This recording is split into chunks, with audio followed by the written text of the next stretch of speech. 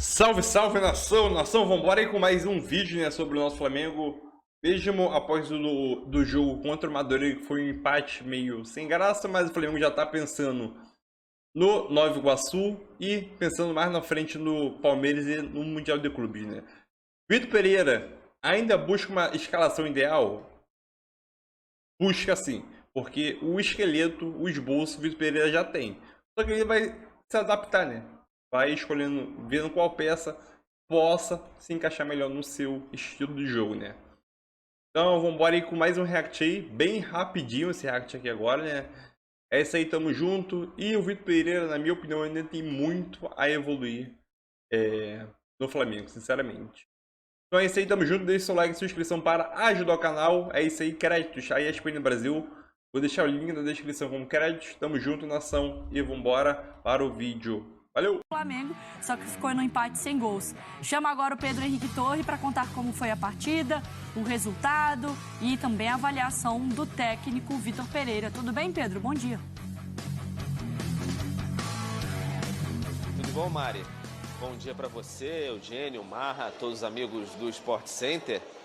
Você falou aí como é que foi a partida, o resultado, a avaliação do técnico Vitor Pereira. Acho que nada disso aí agradou os torcedores rubro-negros, né? Principalmente os que estavam lá no estádio Kleber Andrade, no Espírito Santo, Cariacica. O pessoal pagou uma grana bem boa, né? O ingresso estava custando R$400 a inteira, então preço bem salgado para ver Madureira e Flamengo, e a apresentação realmente não foi boa, depois daquela euforia na estreia, aquele 4-1 sobre a Portuguesa, o time muito bem, 51 mil pessoas no Maracanã, todo mundo falando, até aquela brincadeira no final ali de, enfim, dos torcedores mesmo falando, Real Madrid pode esperar, a sua hora vai chegar.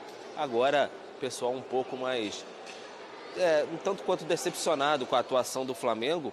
Acho que a gente pode encarar de uma maneira um pouco mais natural, porque o Flamengo está em pré-temporada, como disse, se eu não me engano, até o Marra ou o Eugênio, agora não estou recordando exatamente no início do programa. É o segundo jogo ainda, o Flamengo está se preparando, enfim, para tentar encarar o Palmeiras no dia 28. E o técnico Vitor Pereira fez alguns experimentos ali, a gente pode dizer, tentou o Marinho na lateral esquerda, o Felipe Luiz ainda não estreou nessa temporada. O Léo Pereira voltou à equipe depois de sentir dores e não poder fazer a primeira partida contra a Portuguesa. Então ele está fazendo alguns experimentos, observando algumas situações.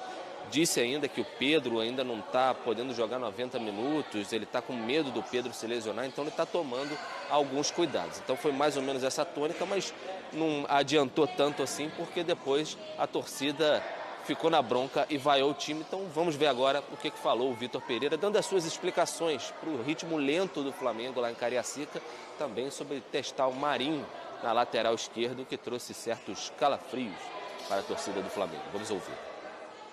Vamos ter que arriscar mais uma vez, porque é a única forma de lhes dar tempo de jogo. Vamos ter que jogar o próximo jogo, ainda mais cansados, mas vamos ter que jogar e que para adquirirmos quilómetros nas pernas, não é? Tempo de jogo, porque depois aí sim, aí vou ter que desacelerar para chegar fresco ao Palmeiras. Portanto, o próximo jogo vai ser jogado pela equipa principal, não há dúvida nenhuma, pelos jogadores, mesmo cansados, têm que jogar a mesma. Relativamente ao Marinho na esquerda, pelo facto do Filipe Luiz estar fora, pelo facto do Ayrton parecer-me que estava ainda com dificuldades, e para evitar a lesão do Ayrton, optamos por jogar com o Marinho bem aberto, é rápido, para tirar cruzamentos. E ele tentou fazer bem, não é? Tentou fazer bem. Neste momento estamos condicionados porque o Filipe Luiz não está. Tá, então, Vitor Pereira falando, enfim, sobre a questão do Marinho. Eu falei em calafrios. Por que calafrios? Porque na final, primeiro jogo do Campeonato Carioca, final do Campeonato Carioca 2022, o Flamengo perdeu por 2-0 para o Fluminense. O Marinho jogou pela esquerda, não era de lateral, era de ala. Mas é que o Flamengo jogava com o Lázaro ali pela esquerda como ala. Aí, quando chegou na final, justamente, entrou o Marinho como titular. O Flamengo perdeu aquele jogo, causou uma crise enorme, enfim, aí por isso causa muito calafrios na torcida do Flamengo. E o Marinho já chegou a declarar depois que não gosta muito de jogar por aquele setor. Então, foi mais essa questão e ele confirmando aí no sábado, Maracanã, 16 horas, uma semana antes de enfrentar o Palmeiras na Supercopa, ele vai voltar a jogar com a equipe titular. Aí na terça-feira, que tem um jogo com o Bangu, lá em Volta Redonda, aí ele vai descansar todo mundo, provavelmente aquela equipe sub-20 que jogou contra o Audax na estreia do Flamengo, no Carioca. Mari. Ô Pedro, eu vi muita gente, né, comentando nas redes sociais também, né, falando sobre essas mudanças do Vitor Pereira. Foi assim que terminou a partida, pra gente dar uma olhada, para mostrar pro fã do esporte, né? Essa não foi a escalação que entrou em campo, foi como terminou depois das mexidas. Mas então, parece que o Mateuzinho daqui a pouco vai começar o jogo, né? Sim. O Santos no gol, o Mateuzinho, Davi Luiz, Léo Pereira, o Marinho jogando pela esquerda, como o Pedro trouxe, e a gente mostrou também o Vitor Pereira. Aí o Thiago Maia, aí Matheus França, Arrascaeta e o Everton Ribeiro. E aí o Mateuzão entrou também e o Gabi ficou em campo, né? Ele tira o Gerson, coloca o Mateuzão, aí vai pra frente, aí faz aquelas substituições pra tentar vencer o jogo. Primeiro tira o Pedro. Isso. E depois coloca o Mateuzão. Né? Exato. Não imediatamente. Não imediatamente, não. Foi um pelo outro, né? Uhum. O pessoal ficou na bronca porque, assim, são umas mexidas que às vezes não fazem tanto sentido no sentido de... Vai utilizar o Marinho pela esquerda? Ele está pensando nisso? É esse o tipo de mudança que está se esperando do comportamento de ter trazido o Vitor Pereira? É para isso que ele veio? Para encontrar algumas soluções que não existiam? Porque eu acho natural ele fazer testes. Sim. Mas quando ele mexe assim, o torcedor já fala, ai meu Deus, o fantasma do Paulo Souza, só que o negativo, né? É que o Pedro trouxe essa memória recente aí, né, do torcedor do Flamengo com experimentações. Eu acho que o momento de avaliar é agora, mas eu também não concordo com o Marinho jogando de lateral esquerda. E acho que o Vitor Pereira também não concorda. Ele explicou sobre isso, né? Eu não tinha muito o que fazer, eu estou sentindo que posso perder o Ayrton. Perder não é bem... Eu não quero arriscar. Exatamente, para não arriscar o Ayrton Lucas, já que não tem o Felipe Luiz, e não tem outro assim, né? O Pedro lembrou, na temporada passada tinha Lázaro, tinha Ramon, tudo isso. Então ele avaliou ali o Marinho. Eu não crio drama, mas por outro lado, é bom que o Vitor entenda onde ele está pisando. Porque, assim, foi num primeiro tropeço, ele já está ouvindo uma cornetagem. É isso mesmo, é assim. Eu consigo ver um lado bom também, de novo, né? Eugênio falou sobre isso no início do ano passado. Talvez em janeiro, fevereiro do ano passado. Eu consigo ver de novo muita boa vontade do Gabigol com o novo treinador. Uhum. E acho que o Gabigol tem se tornado um jogador cada vez mais especial quando ele aceita adaptações. Uhum. Eu vejo um lado positivo. O amadurecimento dele nesse sentido, né? E para você, Eugênio, como você fica em relação às mexidas do Vitor Pereira? Normal? Na bronca? Dá para fazer uma avaliação? Vamos lá. As primeiras mexidas foram interessantes. Quando ele abre o Matheus França na direita, quando ele traz o Everton para a esquerda e centraliza o Gabigol, deixando ali... Aí, nesse momento, ele tira o Pedro, ele deixa centraliza o Arrascaeta e o Gabigol como centroavante à frente dessa linha de 3. Porque aí dá a possibilidade de você jogar com 2 jogadores mais agudos pelo lado do campo. O Flamengo sente falta disso em alguns momentos. E eu acho que o Flamengo cresceu de produção. Depois, o segundo momento, quando entram o Mateuzão e Marinho, aí que é a questão. Uhum. Primeiro, o Mateuzão não está pronto para responder no nível do primeiro time do Flamengo. Uhum. Isso joga contra o próprio Mateuzão e também contra o técnico. Ele precisa ter essa leitura, que encontre outra solução. Queima o garoto. Queima o garoto e queima ele próprio. E tem uma lista de jogadores que foram queimados assim, na mesma posição, inclusive. Exatamente. Não que ele não tenha potencial para se transformar num jogador. Agora ele não está pronto e ele pode ser exposto, né? Não está pronto. Uhum. Outra, o Marinho. E aí essas duas mexidas me fazem questionar esse elenco do Flamengo, que a gente fica aqui eternamente dizendo que é um elenco grande, é um elenco muito poderoso. Como assim não tem uma terceira opção para lateral? Quer dizer que vai ser assim o ano inteiro? Quando o Felipe Luiz estiver machucado e por acaso acontecer alguma coisa com o Ayrton Lucas, não tem outro jogador, vai ter que botar o Marinho ali? É essa a alternativa que o Flamengo tem para a lateral esquerda? Mas tem que ter 3 laterais esquerdos, Eugênio? Você tem que ter alternativa. Se o elenco é grande, se o Flamengo vai disputar Campeonato Carioca, Mundial de Clubes, Recopa Sul-Americana, Libertadores, Copa do Brasil, Campeonato Brasileiro, tem que ter um elenco que suporte isso, porque... Vamos lá, que seja um time para uma competição, outro para outra. Você tem 2 jogadores para lateral esquerda. E se machucar um deles? Vai jogar com o Marinho na lateral? E aí, o Marinho na lateral é uma demonstração dele de total desconhecimento das características do jogador. O Marinho é canhoto, mas ele não joga pela esquerda. O Marinho joga pela direita.